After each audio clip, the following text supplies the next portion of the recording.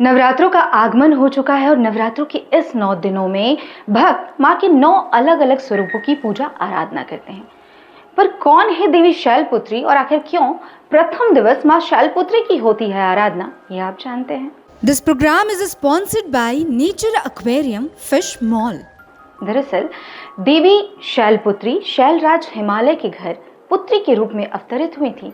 यही वजह है कि उनका नाम शैलपुत्री पड़ा। कहते हैं कि पिछले जन्म में देवी शैलपुत्री राजा प्रजापति दक्ष के यहाँ देवी सती के रूप में अवतरित हुई थी और जब उन्होंने अपने देह का त्याग कर दिया था तब दोबारा जब उनका पुनर्जन्म हुआ तो वो देवी पार्वती यानी देवी शैलपुत्री के रूप में हिमालय के घर में उनका जन्म हुआ।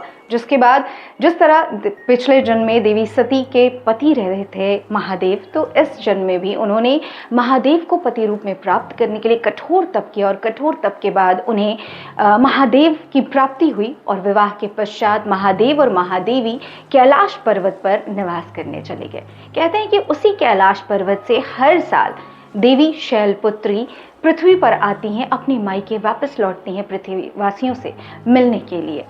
और ऐसा सिर्फ नवरात्रों पर ही क्यों होता है, इसकी भी बड़ी खास वजह है। कहते हैं कि यही वो दिन है, यही वो खास दिन है जब शैलराज हिमालय के घर में देवी शैलपुत्री पुत्री के रूप में अवतरित हुई थी। और यही वजह है कि पृथ्वीवासी हर साल नवरात्रों में माँ के आगमन का इंतज़ार करते हैं और माँ मायके वालों से मिलने, अपने पृथ्वीवासियों से मिलने, अपने भक्तों से मिलने खुले दिल से पृथ्वी आती हैं कैलाश से और अपने भक्तों पर अपार आशीर्वाद का वरदान देती हैं। नेचर एक्वेरियम फिश मॉल और गिफ्ट्स एंड वास्तु शॉपिंग जो है झारखंड का सबसे बड़ा फिश मॉल। यहाँ आपको मिलेंगे एक से बढ़कर एक विभिन्न प्रकार की मछलियाँ और एक्वेरियम्स। इसके साथ ही यहाँ आपको मिलते हैं पेट फूड्स और एक्वेरियम एक्सेसरीज के साथ ही तरह तरह की गिफ्टिंग ऑप्शंस और वास्तु से जुड़े होम डेकोर आइटम्स।